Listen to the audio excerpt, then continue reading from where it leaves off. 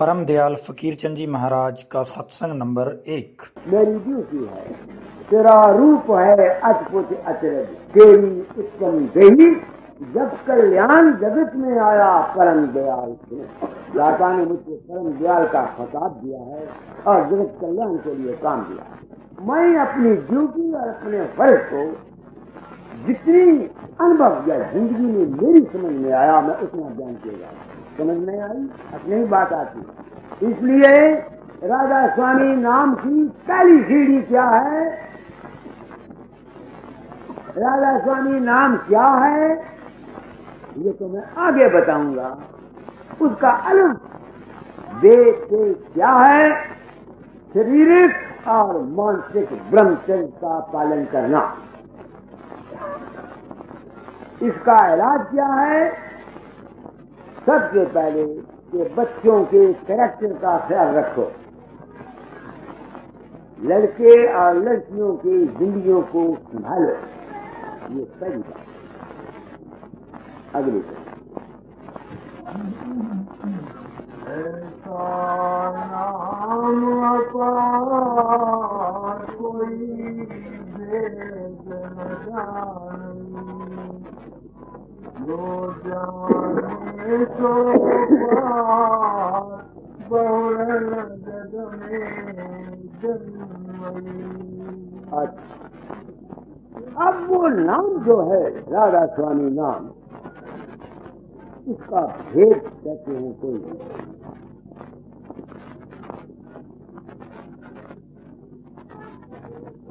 अब सवाल ये है कि राधा स्वामी नाम का भेद क्या? जो मैंने समझा वो मैं कहता। देखो, हम इस दुनिया को देखते हैं, ये दुनिया है या कि नहीं है? सूरज है, चांद है, सितारे, ये सब तो मौजूदा साइंस ये साबित करती है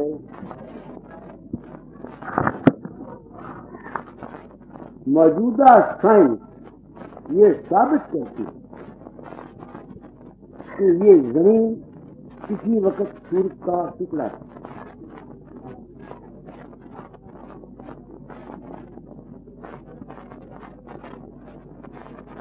तो ये सूरज के परे भी एक सूरज है जो इस सूरज से करोड़ मील परे है, और इस सूरज से वो 7.5 करोड़ ज्यादा है। ये मौजूदा साइंस साबित करती है। तो जितना ये लोक लोकांतर प्रकृति का खेल है सारा, इन सब से परे एक रात है, परम तत्व है, जिसमें से जो हरकत पैदा होती है उस हरकत का नाम राधा स्वामी नाम।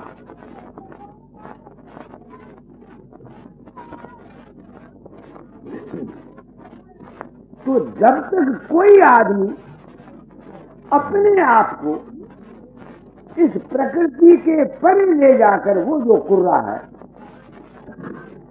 उसमें नहीं जाता, उसको इस राधा स्वामी नाम की प्राप्ति हो नहीं सकती। नाम है शब्द, शब्द में है हरकत। हरकत जानते हैं? जहां जिस चीज में हरकत होगी तभी में शब्द प्रकट होगा, प्रकाश प्रकट होगा। तो राधा स्वामी नाम क्या है? वो है। मगर वहां तक पहुंचने के लिए हमें करना क्या है? हम वहां तक पहुंच कैसे सकते हैं? तो हमें क्या करना पड़ेगा? हमको इस शरीर, ग्रॉस मैटर, स्थूल मादा, सूक्ष्म प्रकृति और कारण प्रकृति से परे जाना पड़ेगा। अब दुनिया ये सोचेगी कि भाई इससे परे हम कैसे जा सकते हैं? मुश्किल है। मैं कहता हूं नहीं, बहुत आसान। किस वक्त आसान है? इसी कड़ी को पढ़ो। ऐसा नाम पार कोई भेद न जाने, जो जाने सो पार बहुरन जग में जन्म। अब वो मैं भेद देता, उस भेद के देने के लिए अगर अपनी तरफ से कहता हूं तो तुम लोग मानेंगे। इस वास्ते स्वामी जी की वाणी के कलाम के सहारे पर कहता हूं, हदायतनामा निकालो तो बंद करो।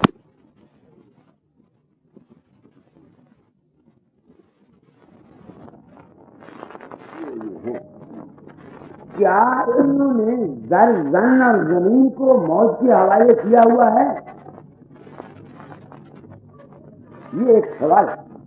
मेरे पास कम से कम कितने जो आदमी आते हैं, सभी ये कहते हैं मेरा लड़के का बीमार है, मेरा पोता नहीं हुआ, मेरे घर में फलानी चीज नहीं है, मेरे घर में फलानी चीज नहीं है। सब संसार की वासनाओं को, ख्वाहिशात को लेकर के मेरे पास आते हैं। ये मेरा कहना है। दुखों से भरी हुई चिट्ठियां मेरे पास आती हैं और सब संसार के दुखों की आपस में मेरे मैं सुनता हूं। मैंने भी दादा जार के चरणों में किया। आप हैरान होंगे, मैंने अपनी जिंदगी में सिर्फ 2 दफा दुनियावी ख्वाहिश की। एक तो मेरी लड़की प्रेम प्यारी के लिए घर नहीं मिलता, एक उस वक्त में दुखी है। आप समझते मेरा मतलब।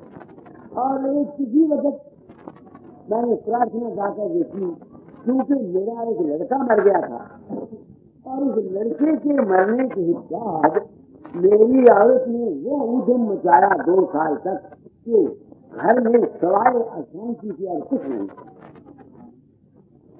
और मेरा जो अपना वातावरण था वही लिए तो मरा या न मरा मैं तो खुश था। आपको सच्ची बात पूछी, लोग लड़के के मरने पर रोते हैं और मैं तुम्हें सच कह रहा हूं कि I felt happy on the death of my son. क्यों? इसको मैं जानता। गरीब था, एक लड़के की तालीम मैं नहीं दे सकता था, मालिक ने मुझ पर बड़ा रहम किया, ऐड चला गया।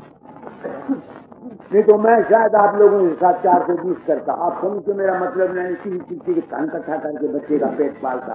तो मेरे कहने का भाव ये है, मेरी कामयाबी जिंदगी का राज ये है कि मैंने दुनिया की तरफ अपनी तवज्जो को नहीं दिया, राजी पे रजा रहा और वो मालिक मेरा संभाल करता रहता। तो जितने आदमी इस लाइन पर आते हैं, इनमें से शायद कोई आदमी है जो इस राधा स्वामी नाम का लेने का मुस्तहक है। मुस्तहक ही कहाँ है मुझे बताओ तो सही। बात कहना एक और बात है। नाम ले लिया, तुमको 35 साल 40 साल हो गए नाम लिए हुए। मैं पूछना चाहता हूँ, दाताचार्य के शिष्यों को पूछना चाहता हूँ, बाबा सामंत सिंह के शिष्यों को पूछना चाहता हूँ, बिहार बाग वालों को पूछना चाहता हूँ, अपने अंतरों में गिरेबान में मुंह डाल के बताओ तुमको क्या मिला है? सारी जिंदगी गुरुओं के पांव की खाक छानते 2000 रुपया देकर के उनके डेरे और धामे तुमने बना दी। तुमको क्या मिला? क्यों नहीं मिला? क्योंकि राधा स्वामी मत के असूल के ऊपर तुम लोग चले नहीं। राधा स्वामी मत का असूल क्या है? जन और जमीन को तकदीर के हवाले करो। क्यों तकदीर के हवाले करो भाई? उसका कारण है, जो कर्म तुमने पिछले जन्म में किए हैं, प्रारब्ध कर्म तुमको अवश्यमय भोगने पड़ेंगे। न मैं काट सकता हूं और न कोई खुदा मियां काट सकता है। कर्म प्रधान विषम कर रखा, जो 10 पैसों खर्चा। मगर अगर तुम सत्संग में किसी सत्पुरुष के लगे रहोगे और थोड़ा बहुत साधन ही करते रहोगे तो वो तुम्हारे कर्म कट जाएंगे। आप पूछोगे कि कर्म कैसे कटते हैं? कर्म है क्या? कर्म है वासना। वासना ही तो कर्म होता है महाराज, और तो नहीं होता। सोचो मेरी बात। तो जिस किस्म की वासनाएं तुम्हारे अंतर में जन्म जन्मांतरों से और इस संसार में आ रही हैं, वो तुम्हारे सबकॉन्शियस माइंड में मौजूद हैं,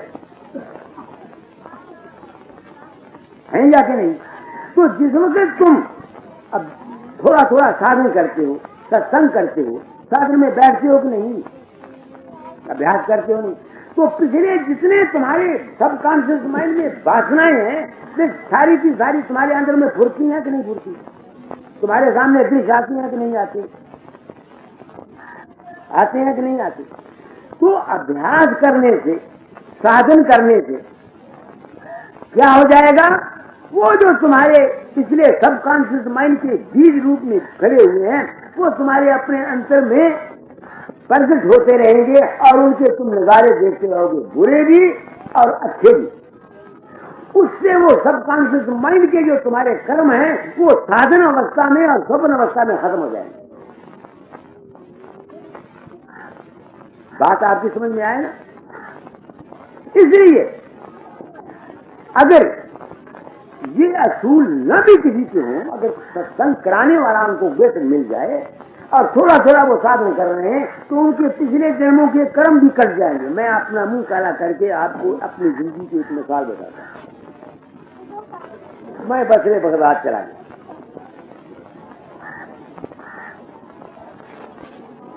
वहां रात के वक्त में स्वप्न में मैंने एक स्त्री के ऐसी के साथ भोग किया जो हमारे गांव के ब्राह्मणों के खानदान में ऊंच गिनी जाती थी। जब मैं सुबह उठा, परमात्मा जानता है, मैंने अपने सिर पीट लिया, छाती पीट ली, रोया, पीटा, मैंने क्या किया, मगर मेरे बस की कोई बात थी नहीं थी ना। मैंने चिट्ठी गाता दयाल को लिखी कि मेरे साथ ये हुआ, मैं महापापी हूँ, महाकुटिल हूँ। जिस तरह आदमी लिखता है, एक चिट्ठी अपने बाप को लिखा, अपना सारा हाल लिख लिया कि मैंने ऐसा कर्म किया है, मैं कभी इस महापापी जीव हूँ और महाहत्या। उस वक्त मेरे बाप ने चिट्ठी लिखी कि तुम्हारा हमने वर्षफल कटवाया है। वर्षफल जानते हो ना, जो ज्योतिषी साल के साल बताते हैं कि तुम हमको एक ऐसा ग्रह है जो तुमसे ये नीच कर्म कराता, तुमको ग्रह पड़ाएंगे प्रारब्ध कर्म के अनुसार। दादा जान ने लिखा, फकीर प्रारब्ध कर्म खा, तुम अभ्यास करते हो, सत्संग करते हो, मानव का नाम लेते हो, इसलिए वो जो कर्म था वो जागृत की बजाय तुम्हारा स्वप्न में करते हो। समझ रहे हो? तो साधन करने वाले को अगर बुरे कर्म करते हैं तो अच्छे भी कर जाते हैं। कई आदमियों को देखो ना, स्वप्न में या अभ्यास में अच्छे अच्छे दृश्य नजर आते हैं, बड़ी बड़ी प्रसन्न होते हैं कि नहीं होते? तो जो शख्स भी थोड़ा थोड़ा साधन करता रहेगा, अगर तुम्हारा मन नहीं भी जमता, कोई खास बात है, साधन मत छोड़ो। मेरी बात को समझते हो कि नहीं? ये जन्म जन्मांतरों के मैल हैं हमारे ऊपर चढ़े हुए, जन्म जन्मांतरों के हमारे अंदर में मैल चढ़े हुए हैं। तो इस साधन करने से तुम्हारे पिछले जन्मों के जो कर्म है ये कट जाएंगे। समझ गए मेरी बात को कि नहीं समझ नहीं आई? मैं अपना मुंह काला करके संसार के हित के लिए प्रकट हुआ हूं। मुझे आप लोगों से मांग लेने की जरूरत नहीं है। जहन्नम में पड़े हुए माल कैसा मांग? दूसरी मिसाल बताता हूं, सुनिए। मेरी स्त्री को जब नाम मिला, दाता जाल ने लाहौर में दिया, तो जिस वक्त वो अभ्यास करती उसको अंदर में डर लगा करता, डरावनी शक्लें उसकी सामने आया करती। 5 साल में जो उसने किया तो वो डर जाया करे। मैंने दादा को देखा तो दादा ने कहा बोलो अभ्यास अभी अभी अभ्यास करो, इसके प्रारंभ कर्म ऐसे हैं, तुम समझते मेरा मतलब नहीं। क्योंकि जिस दिन दादा ने नाम दिया था उसको, मैं नहीं था, तो मैंने अपने पिता से बोला कि मेरी स्त्री को वहां से नाम दिलवा के लाहौर से फिर आना। तो मेरे पिताजी ने मुझे कहा कि दादा जाए ने पहले तो इनकार किया, मगर क्योंकि वो मेरे पर प्रेम करते थे, मैं उनका ऐसा नहीं पूछ सकता, उन्होंने कोई नहीं शेयर कर दिया मेरी और स्त्री को। तो जिस वक्त मेरे बाप ने कहा उनको इनिशिएट किया, उस वक्त दादा जायल को इतना बुखार चढ़ा, मेरे पिता कहने लगे कम से कम हमने 8 रजाइयां उनके ऊपर दी, वहां 8 रजाइयां सर्दी की वजह से। दूसरे दिन वो अच्छे हो गए, तो मैंने छोड़ दिया। अब उसका नतीजा क्या है, उसने फिर अभ्यास नहीं किया। अब वो 2 साल से बीमार है। सच कहूंगा तुम मानोगे नहीं। देखो,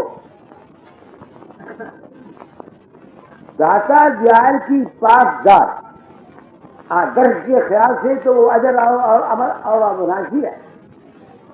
ये नाम दान उस वक्त दिया था जिस वक्त दाता जायल साधु रिसाले के एडिटर थे।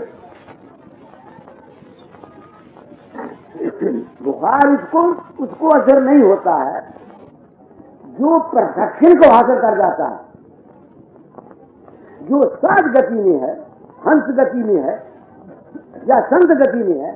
जब भी वो किसी को नाम दान देगा उसका बोझ उसको लेना पड़ेगा, क्योंकि वो खुद पूर्ण होकर के उसका अहम भाव जो है ना वो बिल्कुल खत्म नहीं हुआ।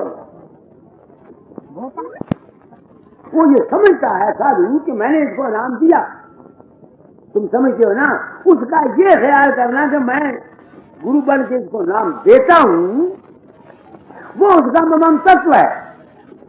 मैंने तुम्हारे सिकंदराबाद वाले के पाप लिए, किस अवस्था में लिए?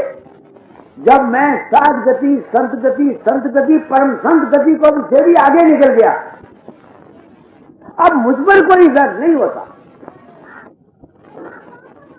ये बड़ा गूढ़ रहस्य है। इस वास्ते परम संत की गति कुछ और चीज है। साधु दाता जाल देखो ना, किताबें लिखी हैं, संत गति साधु पना लिखा, विज्ञानी लिखा, आखिरी मंजिल उनकी और थी, समझते? तो हर एक आदमी जो भी संत गुजरा है, तुम कहो कि कोई आज संत है या कोई था, ये जितनी बातें हैं ये सब शिष्यों की बनाई हुई हैं। जो परम संत है वो इस दुनिया में क्यों आने लगा? जो भी यहाँ आया वो सब अपने किसी कर्म के अनुसार आया, वो यहाँ आकर के पूर्ण होता है। जो पूर्ण है वो यहाँ क्यों आएगा? ये तो रोचक ध्यान बातें। अब मेरे भाव को आपने समझा कि नहीं समझ में आई है? इस किताब में पढ़िए, वहां लिखा हुआ है गुरु में गुनाहगार अति भारी, ऐसे है नहीं, छोड़ दीजिए। इन शब्द है कि नहीं? ये शब्द किसका है? या स्वामी जी का है या हजूर महाराज का है। दोनों हस्तियां थी ना पानी के रखने वाले, और तो कोई नहीं था। तो अगर हजूर महाराज के दिल में जिन्होंने बाणी रखी है अपने डिफेक्ट का इल्म ना होता तो वो ये बाणी कैसे रख सकते थे, गुरु में गुनाहगार अति भारी? दुनिया ने गुरु के रूप को नहीं समझा। अज्ञान की भक्ति हमेशा दुखदायी होती है। वाणी में जहां लिखा हुआ है गुरु में गुनाहगार अति भारी, इसको बंद कर दो, जब पढ़ के सुना दो।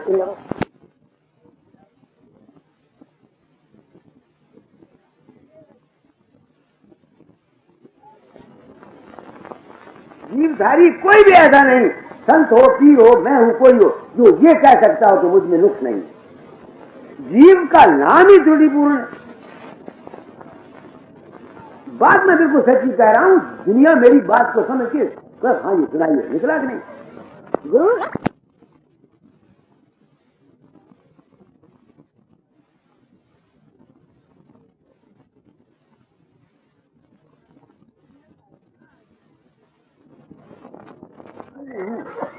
अपने ऐबों को जाहिर करते हुए शर्माता हूं?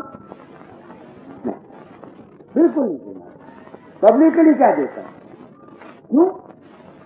मुझे आप लोगों से मान प्रतिष्ठा नहीं लेनी है। मुझे इसकी जरूरत नहीं है कि तुम लोग मुझे गुरु मानो। मैं तो गुरु नहीं हूं। गुरु तो आइडियल और आदर्श का नाम है। गुरु तो सत्पुरुष और ज्ञान इष्ट है। तो मैं कह रहा था आप लोगों को कि अगर हम में ये ऐब हैं तो कैसे तुम्हारे जाएंगे?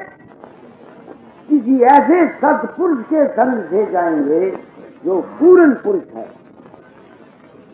उसके दर्शन से, उसकी अभिलाषा, उसके सोसाइटी से, उसके साथ प्रेम करना, ये ऐप तुम्हारे स्वाभाविकताओं से निकल जाती है।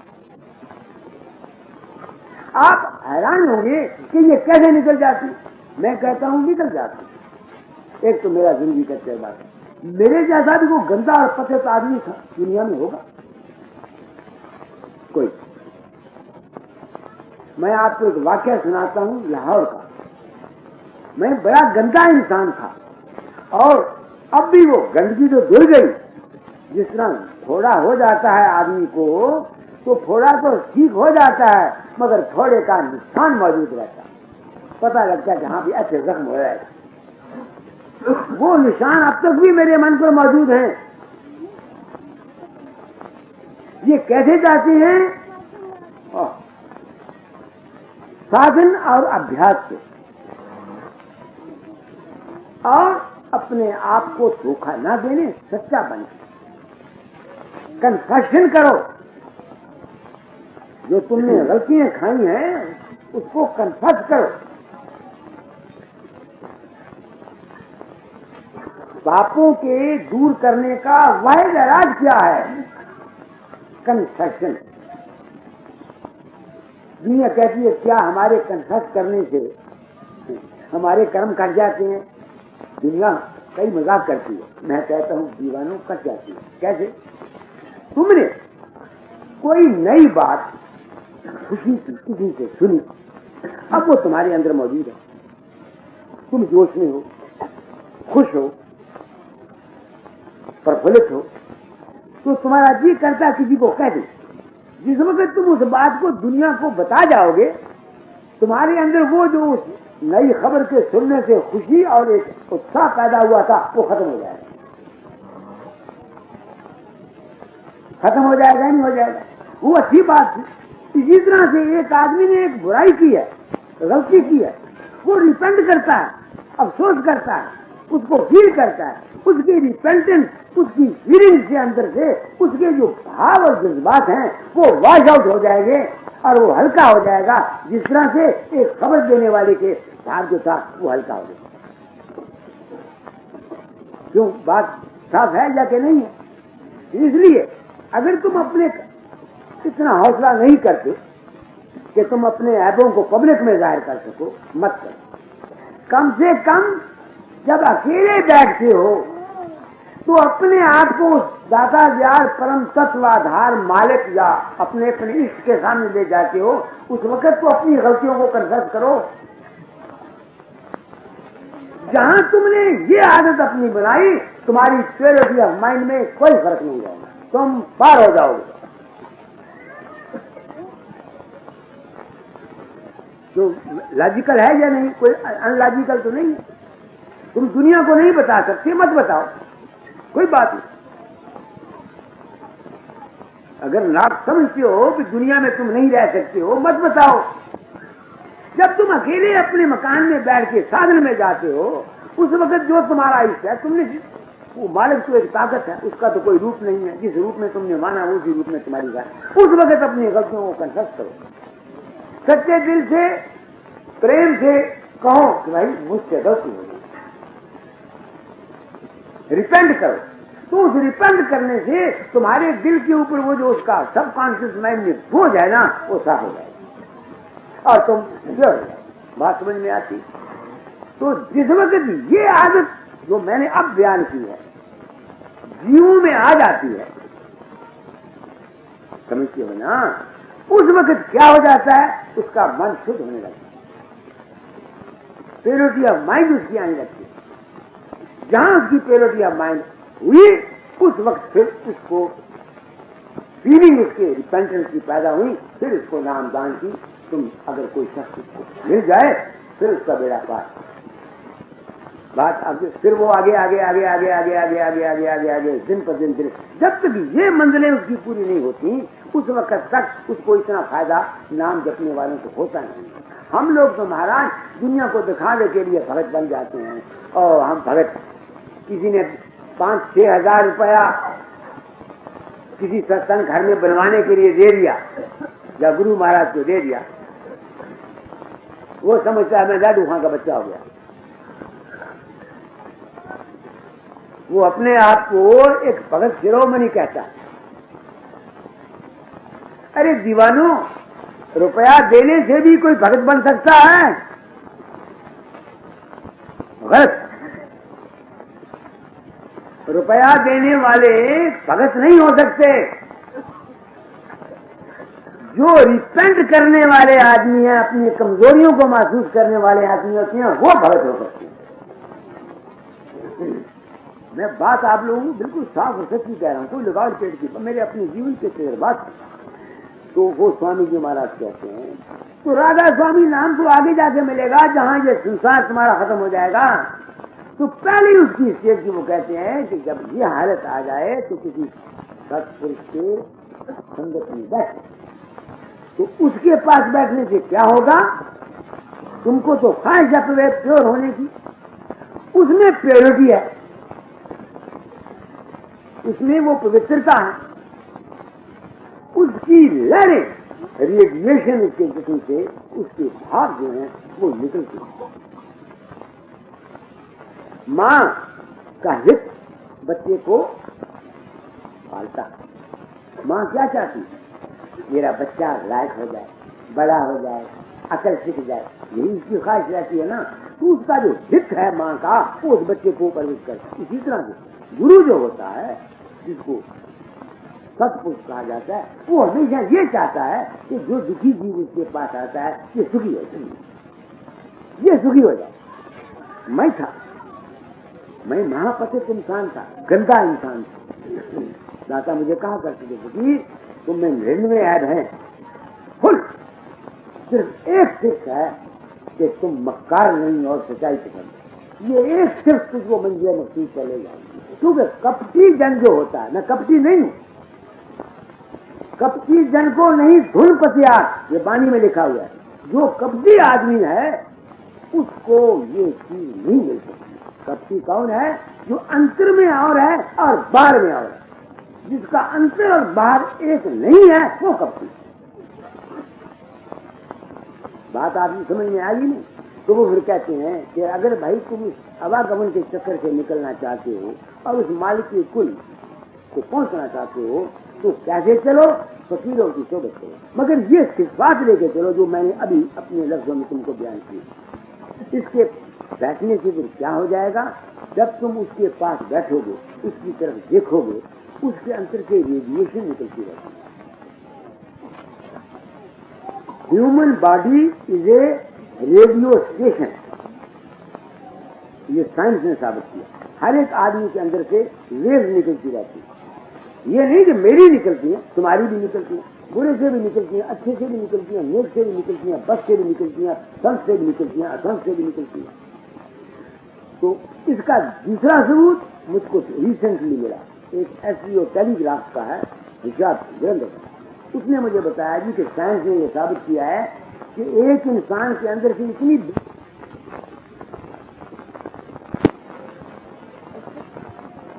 खारी निकलती है। ये बिजली ग्रास मैटर की है, वो सूक्ष्म होती है। इसलिए सत्पुरुषों का सत्संग मैं कभी तो वह करता हूँ, मेरे लेख आपने पढ़े हैं, कई दफा मैं कहा करता हूँ महात्माओं को, क्या महात्माओं, अगर तुमने ये सत्संग कराने का काम और नामदान का सिलसिला या गुरुवाई इस ख्याल से की है कि तुम्हारा डेरा कायम रहे, तुमको कोई जाती गरज हो या और तुम्हारा अपना अमली जीवन ठीक नहीं है, तो तुम्हारी रेडिएशन से कोई भी तर नहीं सकता, सब डूब जाएंगे, एक भी नहीं करेगा। समझते हो अनंत ज्ञान? आप लोग सत्संग कराते हैं, मैं सत्संग कराने वालों को कह रहा हूं कि अगर तुम लोग खुद प्रैक्टिकल नहीं हो, तुम्हारी जिंदगियों से हजार जीवों का नुकसान हो जाएगा। मेरे नामदाता दयाल ने खत लिखा था बसरे में, वहां लिखते हैं, फकीर आहिस्ता खराम बल्कि मखराम के पाए तुरा जान हजार। ऐ फकीर आहिस्ता चल बल्कि ना चल, क्योंकि तेरे पांव के नीचे हजार हाथ जाने। तो हम लोग महात्मा बनकर दुनिया को उपदेश करते हैं, अगर हमारी जिंदगी बताते खुद प्रैक्टिकल नहीं है, अमल नहीं है, हम खुद निर्मल बुद्धि चित्त हमारा नहीं है, तो तुम लोग जो हम पर अपने तुम्हें मेरा क्या देखा? तुमको क्या पता है मैं बदमाश हूं कि चोर हूं कि डाकू हूं कि ठग हूं? क्या पता तुमको? तुमको मेरी जाहिरी शक्ल सूरतदारी को देखोगे, मैंने बढ़ाई हुई है, सिर पर टोपी रखी हुई है, या 5-10 केले काट के मैंने इकट्ठे किए हुए, वो मेरे नाम का प्रोपेगेंडा करके फिरते हैं कि मैं संत हूं। आपको क्या पता है कि मैं कैसा हूं? तो अगर आप मेरी संगत करोगे तो जैसा मैं हूं मेरे असरात आप में जाएंगे, जाएंगे ये नहीं जाएंगे। तो अगर मैंने ये गुरुवाई को, इस काम को किसी जाति गरज, किसी जाति मान, किसी जाति इज्जत, किसी जाति भाव के लिए किया है, तो मैं तो तुम्हारी जिंदगी के साथ खेल रहा हूं। I am the worst criminal ever born on this earth. मैं तो आपकी जिंदगी के साथ खेल रहा हूं, क्योंकि रेडिएशन का असूल काम करता है। करता है कि नहीं करता? एक औरत है, वो आप बदचरण है, समझते हो कि नहीं? उसका करैक्टर ठीक नहीं। वो लड़की अपनी गुड़िया कहती है कि नेक बन, वो बनेगी? उसने तो दूध ही उसका पिया हुआ है, तुम समझते हो नहीं? उसका वो खून है, कैसे उम्मीद कर सकते हो कि वो लड़की जो है या उसका औलाद जो है वो नेक बनेगी? इस वास्ते सबसे जरूरी चीज ये है कि इंसान अपनी जिंदगी,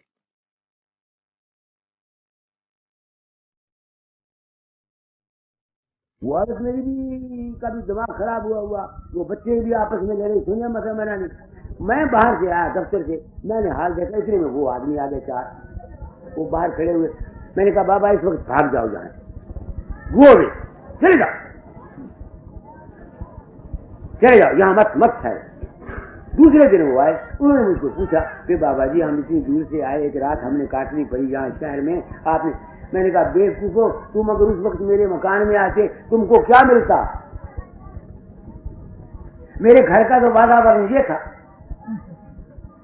तुम मेरे पास सत्संग के लिए आते, तुम मेरे पास से ले क्या जाते? रेडिएशन तो मेरी तो नहीं जानी थी, मेरे घर वालों की तो रेडिएशन जानी थी। मेरी बात को सोचो, मैं क्या कहता हूं।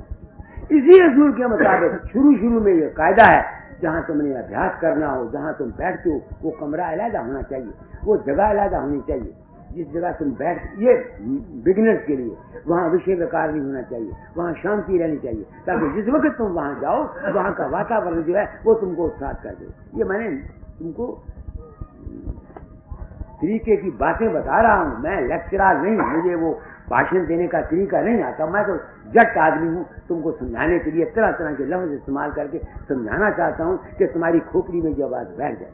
तो जिस वक्त ये बात बैठ जाती है, ये समझ में आ जाती है, तो ऐसे फकीर की सोबत में जाकर के उसके दर्शन करने से, उसके साथ प्रेम करने से तुम्हारी जिंदगी पलट जाएगी।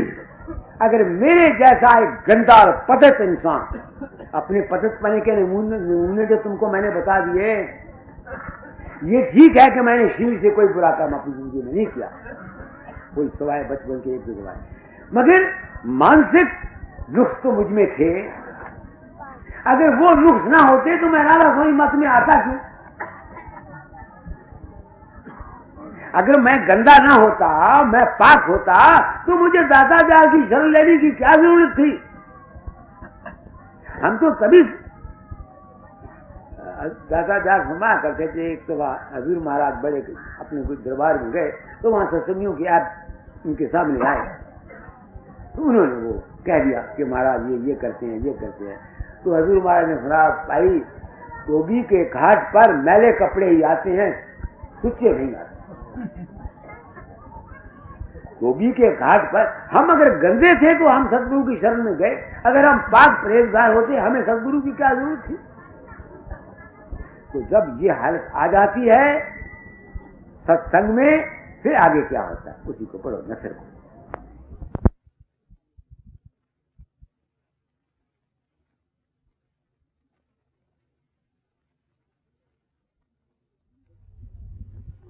बोले जाए वो गुरु बेचारा बोल नहीं सकता, बोले कैसे, क्योंकि अगर वो नहीं रहेंगे तो उसका डेरा नहीं चलेगा, उसको आमदनी नहीं आएगी। मैंने इसी वास्ते दोस्तों डेरा नहीं बनाया, आप समझते हैं ना, डेरा नहीं बनाया, चेले नहीं बनाए।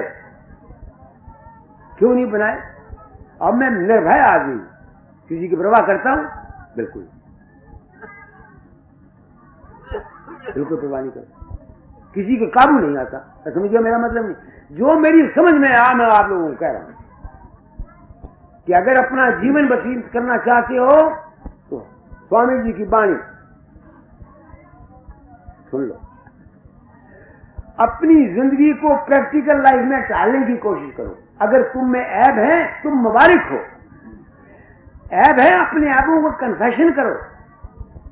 अकेले बैठो, जो जो सोचो तुमने क्या क्या गलतियां करनी, रिपेंट करो, आइंदा के लिए कोशिश करो।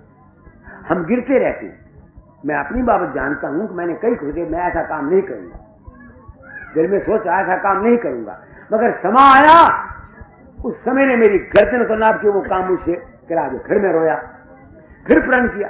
कोई बात नहीं, चलते चलते जो गिरे काहे न लागे दोष, जो घर से ही ना चले ताजर कर ले कोष। बजाय इसके कि दूसरों के हम ऐप देखें, हम अपने ऐपों को क्यों नहीं देखते। मैं अपने ऐपों को जानता था, मैंने सत्संग का काम, मुझे नाम मिला, गद्दी मिली हुई है, सब कुछ दाता जान ने कहा, मैंने डेरा नहीं बनाया। क्यों नहीं बनाया? इस वास्ते मैंने सोचा कि अगर मैं डेरा बनाऊंगा तो मैं तो इन लोगों के मातहत हो जाऊंगा, ये मेरे नाक को पकड़ के जिधर चाहेंगे मुझे कमाएंगे, तो मेरी तो कॉन्शियस किल हो जाएगी। अब मेरे भाग को समझा ना, इस वास्ते मैंने डेरे को चलान नहीं कहा, ऐसा है क्योंकि मजबूरी है, काम कराता हूं मैं, काम सत्संग करा देता हूं, खत्म हो जाएगा जी बात। तो जब ये हालत आ जाए फिर फकीर क्या करता है, चलिए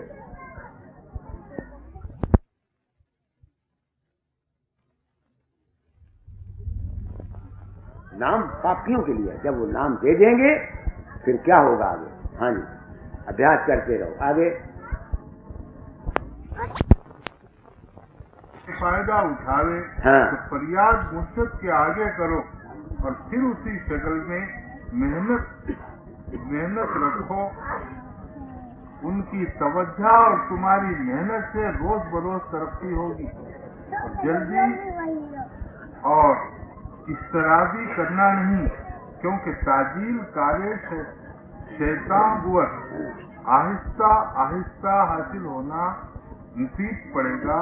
और जल्दी जो कुछ होगा वो कायम नहीं रहेगा, क्योंकि वो शैतान की तरफ से होगा।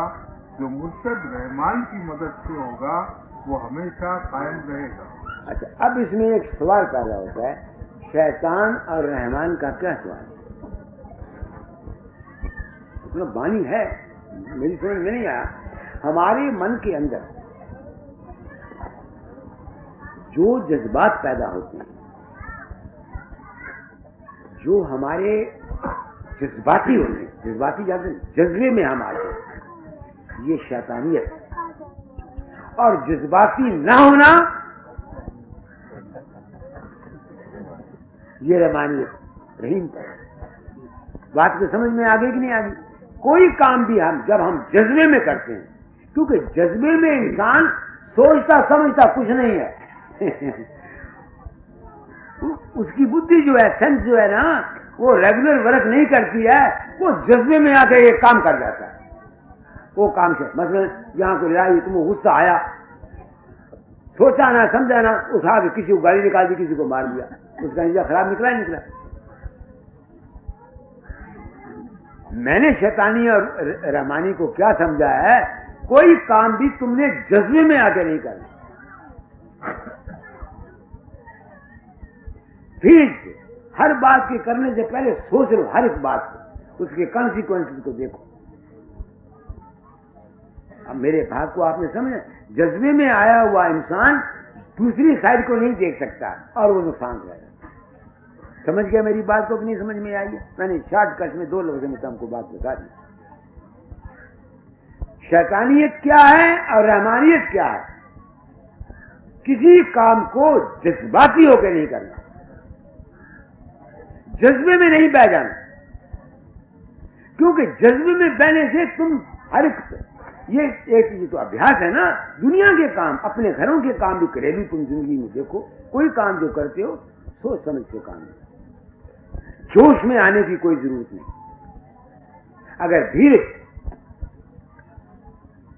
और असूल के मुताबिक चलोगे तो तुम्हारी जिंदगी कामयाब हो जाएगी, दुनियावी भी और परमार्थिक भी। कई मैं भी चाहता था, कोई शिकायत किया करता था, वही तो उन्होंने मुझे मेरे जज्बे को रोकने की कोशिश।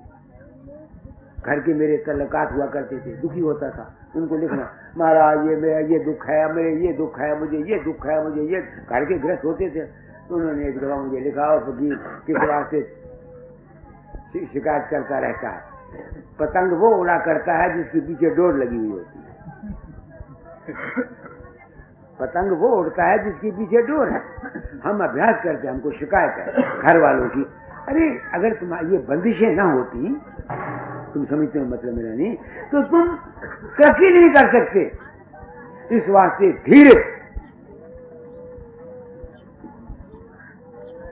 हौसला, हिम्मत, और सबसे बेहतर तरीका क्या है? अगर तुम में अपनी कुछ नहीं है, तुम खुद नहीं अपनी बुद्धि को विचार सकते, तो क्या करो? अपने गुरु के पास जो वो कहता है वो मानो, क्योंकि वो बेहतर जानता है, वो धीरजवान है, वो उसने जमाना देखा हुआ है, वो तुम्हारे हालात को देख करके ऐन वक्त पर ठीक राय और सही राय तुमको दे देगा। बात आपकी समझ में आ गई या कि नहीं आई है? बिल्कुल घबराने की कोई जरूरत नहीं। कोई ऐसा मुसीबत का वक्त आ जाए, घबराहट में आने से आदमी, मैं आपको क्या कहूं, ये ना घबराना ही फकीरी है और घबराना ही दुनियादारी। मैं आपको मिसाल सुनाया करता हूं कभी कभी। मैंने बड़ा साधन किया, अंतर में प्रकाश देखे, बीन सुनी, बंसरी सुनी, ये सुना वो सुना, मेरे दिल में बड़ा घमंड था। बस रे बगदाद से आया, मैंने कहा मैंने मैदान मार लिया। बानी को पढ़ के मैंने कहा मैं मैदान मार लिया। दादा के पास आया, लाहौर मत्था देखा, कहने चलो बाहर धूप में देखें तुमने क्या कमाई की है बस में। मैं बाहर गया, धूप में खड़ा किया, देखते हैं, कहते नहीं, जीवी नहीं अभी आई, योगी हो गए, अकल बढ़ गई, इसकी शक्ति भी आ गई, मगर फकीरी अभी नहीं आई। अब मैं तो खुश हो गया, बैठ गया, उदास हो गया। कहने ये घबराओ मत, कर तुम्हारा इम्तिहान लेना। सुबह अब मैं तो ये पूछता था, शायद मुझसे पूछेंगे सुन में क्या देखा, महासुन में क्या देखा, सतलोक में क्या देखा, ऐसी वैसे सवाल करेंगे। मैं तो ये समझता था, सच्ची बात आपको पूछता हूँ, खाना मैं पकाया करता था। जब मैं वहां जाता तो सेवा सारी मैं ही करता, तो मैं सब्जी लाया, रोटी पकाने लगा, 2-4 से जंगी कुटिया से आगे मुझे कहते हैं फकीर खाना मैं बनाऊंगा, ठहरो। वो चौके में आ गए, वो चौका मेरे सामने, आंखों के सामने चौके में आ गए। गैस का पड़ा हुआ था, उसके बीच में थे वो घी मैंने डाला। अब वो बैठ गए, उन्होंने 1 मिनट में मुझे कहा हल्दी लाओ, नमक लाओ, मिर्च लाओ, कड़छी लाओ, वो लाओ, ये लाओ, वो लाओ, वो लाओ, वो लाओ, वो लाओ, वो लाओ, सब कच्ची चीजें मुझे एक ही दफा उन्होंने बयान कर।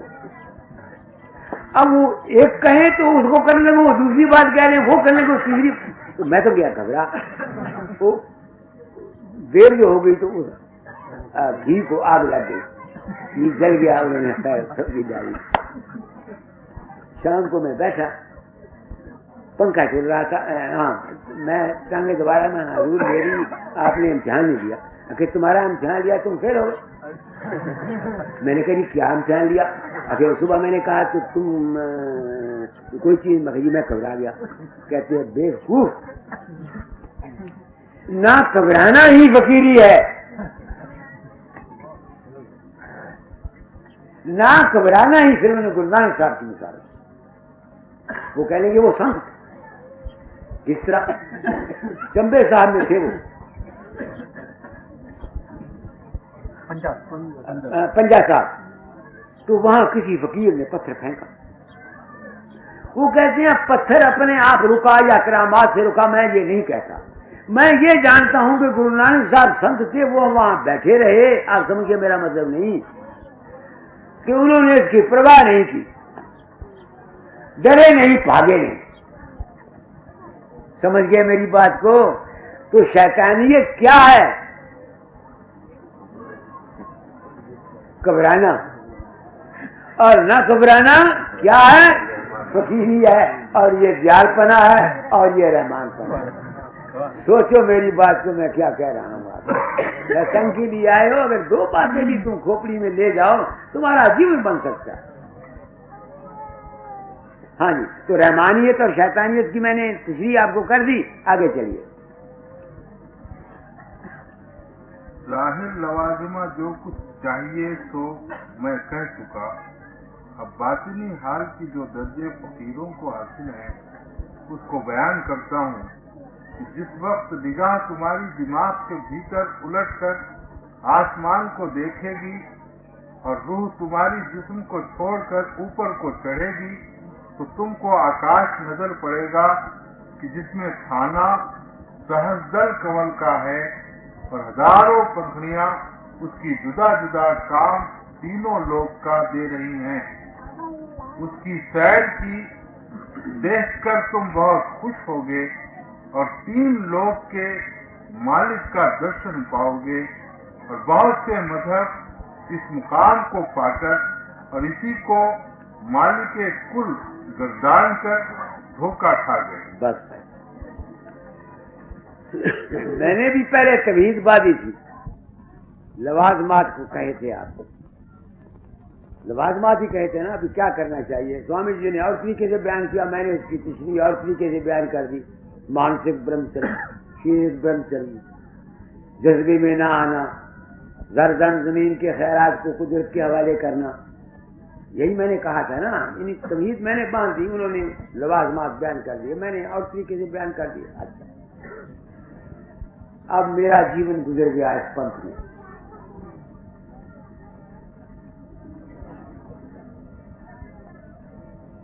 दूसरे आदमी इस वाणी को सुनकर, कोई तो अंधविश्वासी जिनको इसका तजर्बा नहीं है मगर वो मानते हैं क्योंकि संतों ने कहा है, इतनी। और कई ऐसे हैं जो यकीन रखते हैं मगर उनकी समझ में नहीं आया कि आया हमने सेंसर कवर को देखा है या कि हमने सेंसर कवर को नहीं देखा। यही बात है ना, और कुछ नहीं। देखो ये दुनिया प्रकृति की है। हमारे शरीर में तीन चीजें, एक हमारा ये जिस्म, एक हमारा मन और एक हमारी आत्मा। इस जिस्म की स्थूल प्रकृति की पैदाइश ग्रॉस मैटर से होती है। ये जो कुर्रा है हमारा भूलोक, ये जितने सितारे हैं, बृहस्पति, मंगल, सितारे, सूर्य, चंद्रमा, ये सारे के सारे स्थूल प्रकृति से बने हुए हैं, ग्रॉस मैटर से बने हुए हैं। सूरज बजाते खुद एक किस्म का ग्रॉस मैटर है, यानी मादा। हम उसको देखते हैं, जो चीज हम आंख से देख सकते हैं, जो चीज हम हाथ से छू सकते हैं, जिस चीज वो चीज जो है वो स्थूल प्रकृति है। तो जितने सूर्य सितारे चांद सितारे हैं ये सारे के सारे इस भूमंडल के अंदर सारे के सारे एक ऐसे सूरज से बने हैं, एक ऐसी रोशनी से पैदा हुए हैं जिस रोशनी के कुर्रे का नाम है सहस्त्र कमल। साइंस मौजूदा ये साबित करती है कि इस जमीन के ऊपर ये जमीन सूरज का टुकड़ा थी, सूरज की दूसरी शक्ल है, और उसमें सूरज की दूसरी शक्ल के जो सूरज से बने हुए सितारे बृहस्पति मंगल चांद सूर्य सितारे हैं, इन्हीं की किरणें यहाँ आती हैं और इन्हीं की किरणों और सैयारों की वजह से हमारे जिस्म बनते हैं। हमारे इस स्थूल जिस्म के अंदर बृहस्पति मंगल सूरज चंद्रमा और ये जितने सितारे हैं सब हमारे जिस्म के अंदर हैं। इस वास्ते संत कहते हैं कि इस तुम्हारी काया के अंदर तमाम ब्रह्मांड छपा हुआ है। तो हमारे ये देवता जितने हैं मंगल बृहस्पति सूर्य चांद तारा, ये हमारे इस स्थूल शरीर के अंदर है, स्थूल शरीर के अंदर। तो हमारे अंदर में भी ज्योति स्वरूप है और इस ब्रह्मांड के परे भी एक ज्योति स्वरूप है। जो हम हैं वो उसमें, उसी का एक नमूना हमारे अंदर में। हमारे अंदर का जो ज्योति स्वरूप है ये मुकाम है ज्योति स्वरूप का। इस मुकाम से धारे निकल करके हमारे इस जिस्म को बनाती है। आप इसका सबूत मैं तुमको देता हूं। हमारे सहस्त्र कमल में कि जो हमारे ख्याल की मन की जो ताकत है, ये ख्याल खुद मादा है। जब इसमें परिवर्तन आता है उसका असर हमारे जिस्म पर पड़ता है। मसलन तुम रात को सोए हुए, तुमको गुस्सा आया, तुमने किसी को मुक्का मारा, क्या हो गया? तुम्हारा हाथ, तुम सोए हुए हो, तुम्हारा हाथ हिल जाता है। हिलता है कि नहीं हिलता? रात को तुमने कोई भयानक दृश्य देखा, क्या हुआ? तुम बड़बड़ाने लग गए, डर के मारे रोते हो, दूसरा आदमी तुमको जगाता है। तो ये सबूत है कि हमारे मन के अंतर में जो संकल्प पैदा होता है वो हमारे इस शरीर को हरकत देता है, बल्कि इसको बनाता भी है। एक आदमी अच्छा पढ़ा है, उसे कोई बुरी खबर सुना दो, डर की खबर सुना दो, उसको 10 लग जाएंगे, उसको 10 लग जाएंगे, 10। समझते हो ना? सडन चेंज, यकलख्त के ख्यालात की तब्दीली इंसान के जिस्म के एजाओं को चेंज कर देती है, बदल देती है। मेरी जिंदगी के तजर्बे हुए हैं। कई आदमी जो यकलख्त अपने अपवित्रता मन को यकलख्त पवित्रताई में तब्दील करते हैं, वो भी बीमार हो जाते हैं। जो पवित्रता से यकलख्त बुराई की तरफ जाते हैं, वो भी बीमार हो जाते हैं। उनका शरीर चेंज हो जाता। 2 औरतें, 2-3-4 आदमियों को मैंने नाम इन्हीं संस्कार दिया, टेरोपी ऑफ माइंड का, वो बीमार है। एक डॉक्टर शादी राम है, बहुत उच्च सज्जन है और होम्योपैथी के बड़े काबिल आदमी, वो मेरा ही इलाज करते हैं। तो मेरे पास आए, उनके साथ बातचीत हुई, तो उनके ख्यालात के चेंज होने से उनके माइंड में एब्रप्ट चेंजेस आई, यकलख्त। 5 दिन के बाद उनको लकवा हो गया, मुंह ऐसा चला गया, हाथ पांव। उनके शिष्य पंडित परशुराम यहाँ आए हुए मेरे पास, अच्छे संत आदमी, उन्होंने मुझको बोला, मैंने कहा उनको बोल दो खतरे की बात नहीं, खतरे की बात नहीं। क्योंकि मैं रसूल को जानता हूं, मैं खुद बीमार हुआ जब यहां से बसरे बगदाद चला गया ना। यहां तो मेरा हमें मैंने नाम लिया था, मेरा गृहस्थ का जीवन था, समझे मेरा मतलब नहीं।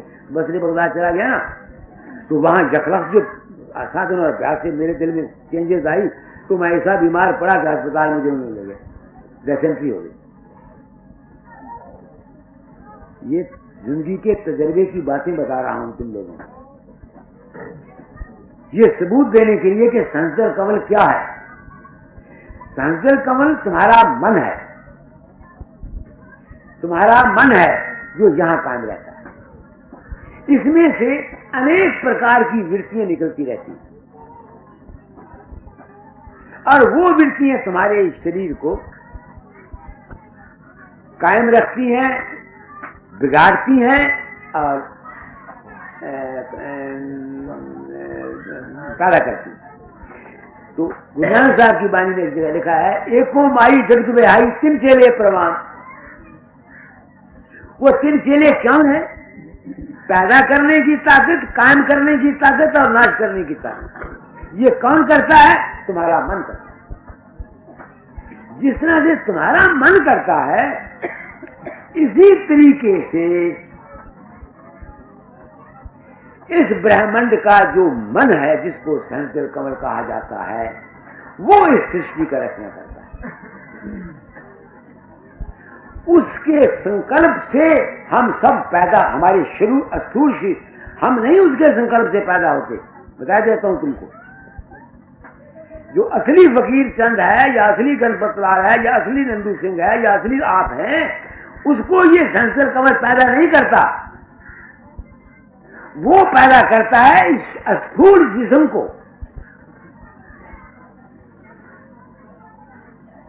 मेरे भाव को आपने समझ लिया कि नहीं है? वो पैदा करता है तुम्हारे स्थूल जिस्म को, क्योंकि हम जिस्म नहीं है। हमारा जिस्म बीमार पड़ा है, डॉक्टर ने क्लोरोफॉर्म दिया हुआ है, क्या दवाई दी हुई है, वो कांट छांट कर रहा है, हमें पता नहीं। तो साबित हुआ ना कि हम और हैं और जिस्म और है। हम और हैं और हमारा जिस्म और है। तो वो जो सहस्त्र कमल है, जिस वक्त इंसान इस मुकाम पर बैठता है, अगर तो उसको सत्संग मिला हुआ है, तो गुरु बाहर के सत्संग से अपने वचन द्वारा इंसान को इन तमाम स्टेजेस की से तजर्बा करा देता है। उसे ज्यादा मेहनत करने की खुद जरूरत महसूस नहीं होती। तो इस सहस्त्र कमल की जो मंजर है, जो पंखड़ियां इसमें से निकलती हैं, वो ऊपर भी है और हमारे अंदर भी। तो जिस तरह से ऊपर में है, उसके असरात इस पृथ्वी पर पड़ते हैं, और हमारे जो कुछ हम सोचते हैं, हमारे असरात इस ऊपर के लोगों पर जाते हैं। एक मैं कहीं अंदर पढ़ा होगा, अखबार में आर्टिकल निकला था, साइंस साबित करती है कि ऊपर के कुरों का असर यहां आता है और यहां का असर ऊपर के कुरों पर जाता है। समझ गए? अब जो शख्स भी इस सहस्त्र कमल में साधन करने वाला है, इस मन के मुकाम पर, उसमें क्या क्या शक्ति आ जाती है वो बताता हूं। उसके यहां कंसंट्रेट करने से उसकी विल पावर स्ट्रांग हो जाती है। जो कुछ वो ख्वाहिश करता है, उस ख्वाहिश की धारें इस ब्रह्मांड से निकलकर, उसके नेत्रों के या आंखों के या इस जगह से निकलकर इस बाहर ब्रह्मांड में जाती है, और बाहर के ब्रह्मांड में जाने की वजह से बाहर की प्रकृति में हरकत होती है।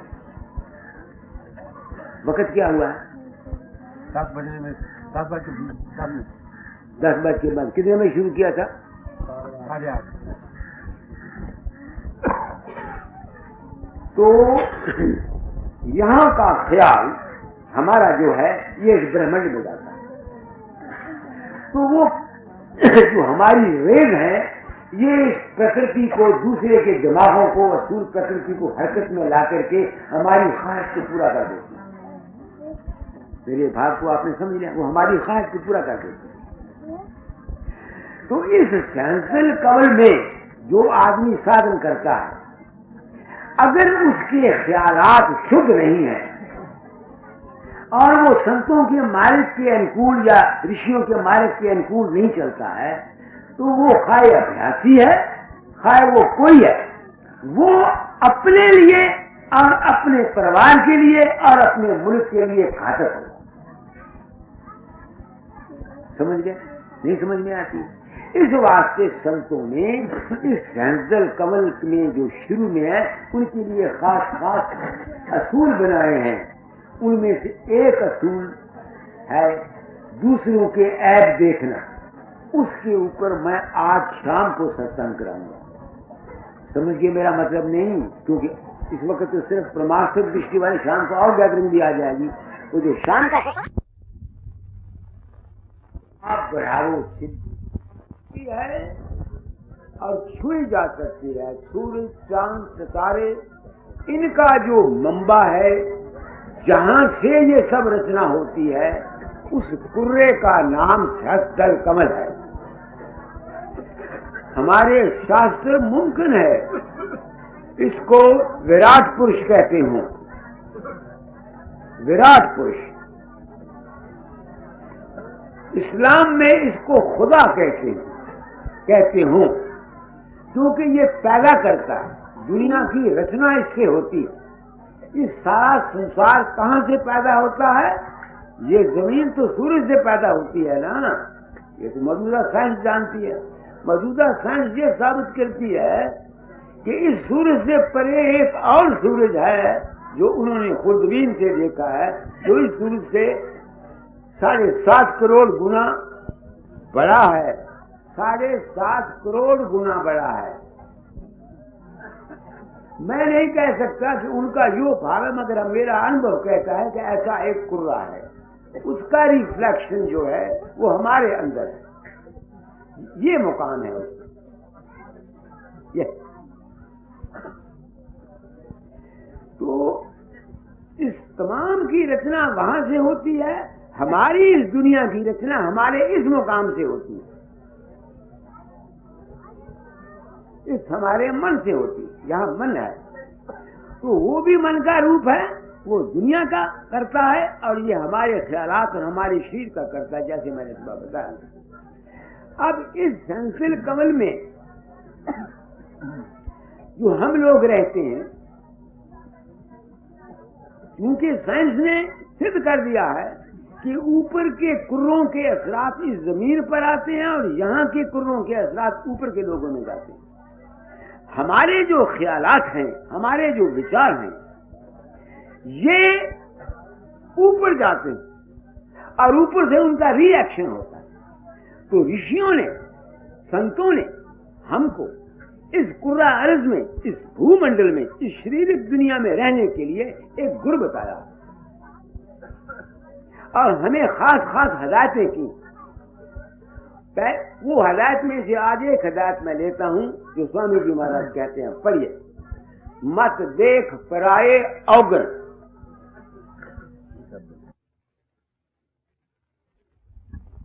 के लिए क्या हदायत है?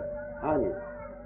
मत देख पराये अवगुण, क्यों पाप बढ़ावे दिन दिन, पर जीव सतावे खिन खिन, छोड़ अपने अवगुण गिन गिन।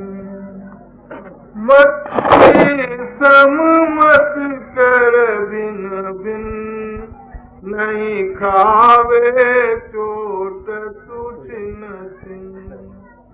देखा कर सबके तू गुण, मुख मिले बहुत तोई पुन पुन। मैं कहूँ तोई अब गुण गुण, तू मान बचन मेरा सुन सुन। गति गाई मैं ये हंसन, यूं वर्ण सुनाऊं संसन। अब कौन धरो इन बचन नहीं रो